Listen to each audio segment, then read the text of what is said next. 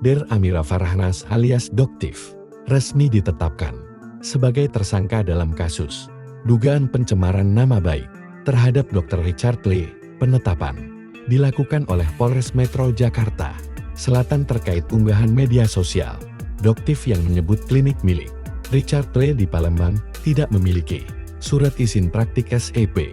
Status tersangka tersebut ditetapkan sejak 12 Desember tahun 2025. Atas perbuatannya, Doktif terancam jerat Pasal 27H Undang-Undang Pencemaran Nama Baik dengan ancaman hukuman penjara maksimal 2 tahun atau denda hingga 500 juta rupiah.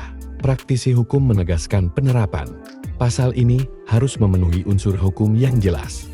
Doktif sendiri telah mengonfirmasi bahwa dirinya memang telah ditetapkan sebagai tersangka atas laporan Richard Lee.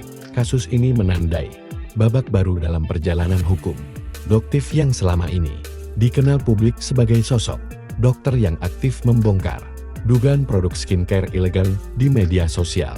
Selain dikenal sebagai konten kreator, Der Amira Farahnas merupakan dokter kecantikan dan pengusaha klinik estetika.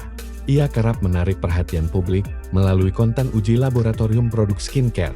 Namun kini harus menghadapi konsekuensi hukum atas unggahan yang dinilai merugikan pihak lain.